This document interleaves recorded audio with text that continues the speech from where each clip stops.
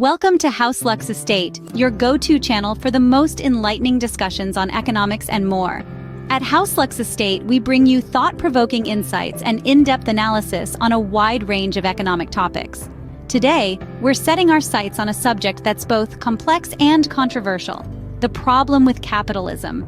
This economic system, which has been a cornerstone of our society for centuries, is not without its issues. From wealth disparity to environmental degradation, capitalism's challenges are many and varied. In this video, we'll not only dissect these issues, but also explore potential solutions that could help mitigate the negative impacts of capitalism. Our aim is to foster a balanced conversation that encourages critical thinking and promotes understanding. So whether you're an economist or just someone with a keen interest in the world's financial systems, this discussion is for you. Now buckle up as we delve into the problem with capitalism. Before we dissect the issues, it's key to understand what capitalism actually is. Capitalism, as a socio-economic system, is characterized by private or corporate ownership of capital.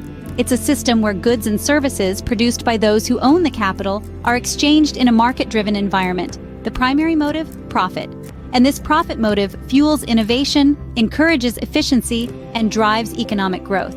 Another key feature of capitalism is competition. Competition, in essence, is the catalyst that propels businesses to outdo one another, to provide better products, better services, and better prices.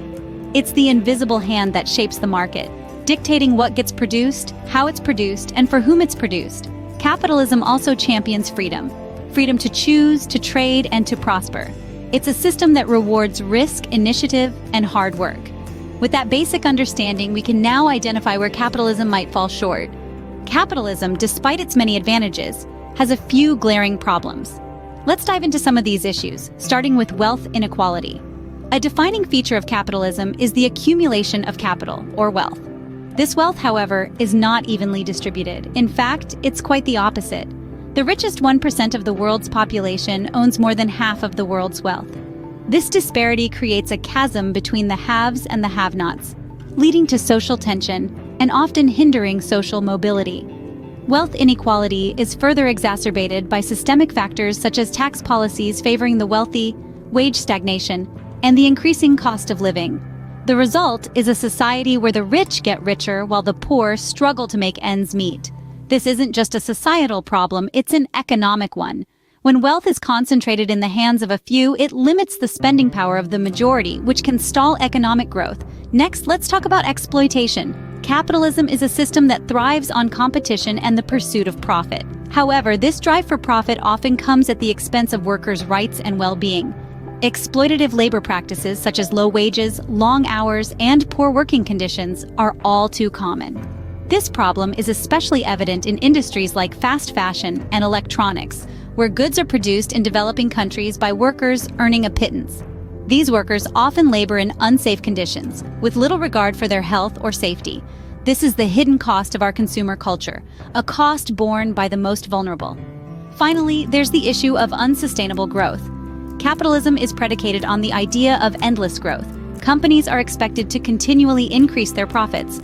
Consumers are encouraged to constantly buy more, and economies are judged on their GDP growth. But this model is fundamentally unsustainable. Our planet has finite resources, yet we're consuming them at an alarming rate, faster than they can be replenished. This relentless pursuit of growth is driving environmental degradation from deforestation to climate change. The costs of this damage are often externalized, meaning they're not borne by the companies causing them, but by society at large. This is known as the tragedy of the commons. The problems of wealth inequality, exploitation, and unsustainable growth are deeply interwoven into the fabric of capitalism. They're not just side effects, they're inherent to the system. And while capitalism has undoubtedly brought about economic growth and innovation, these benefits must be weighed against these significant drawbacks. These problems are not insignificant, and they warrant serious consideration. It's clear that for capitalism to be sustainable and equitable, it needs to evolve. But what might that look like? Stay tuned as we explore some potential solutions in the next segment. It's not all doom and gloom, though. There are potential solutions to these problems. First off, policy changes. It's no secret that the rules of the game can significantly influence its outcome. That's why tweaking policies could be a viable approach to addressing some of capitalism's issues. For instance, implementing progressive tax systems where the wealthy pay a higher percentage of their income in taxes could help redistribute wealth more equitably. Conversely, this could discourage some high earners or entrepreneurs who may feel penalized for their success. Another potential solution is wealth redistribution. This is where the government plays Robin Hood, taking from the rich to give to the poor through social programs. It's a way to ensure everyone has access to basic needs like healthcare, education, and housing. However, critics argue that this discourages hard work and innovation, as people may rely on these programs instead of striving to improve their economic status. Then, there's increased regulation. This involves the government stepping in to prevent monopolies, protect consumers, and promote fair competition. Picture it like a referee in a football game, ensuring that all players follow the rules and no one has an unfair advantage. Yet too much regulation can stifle innovation and business growth. It's a delicate balancing act, like walking a tightrope. What about creating more cooperative business models? These are enterprises owned and run by their workers who share the profits. It's a more democratic approach, giving workers a say in how the business is run. Yet these models can face challenges when it comes to raising capital and managing growth.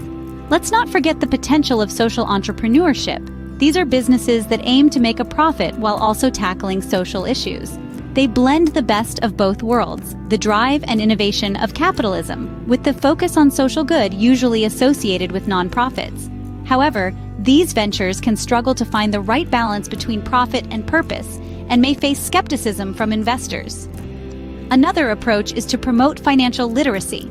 By educating people about money management, investments, and economics, we can empower them to make informed decisions and potentially improve their financial situations. Yet, while this is a valuable tool, it's not a complete solution. It doesn't address systemic issues like wage inequality or the wealth gap. Finally, there's the idea of universal basic income. This is a guaranteed income for all citizens, regardless of employment status. It's a radical idea that could potentially eliminate poverty. However, it raises questions about feasibility, funding, and potential impacts on motivation to work. While these solutions aren't perfect, they could pave the way for a more equitable economic system. Let's recap the main points we've discussed today. We began by defining capitalism as an economic and political system in which a country's trade and industry are controlled by private owners for profit. This system, while fostering competition and innovation, also has its own set of problems. We then delved into these issues, which primarily revolve around wealth disparity, exploitation, and environmental degradation. We noted that capitalism often leads to a significant wealth gap, where the rich become richer while the poor remain poor. This wealth inequality can perpetuate societal divisions and contribute to economic instability. Capitalism's focus on profit can also lead to exploitation.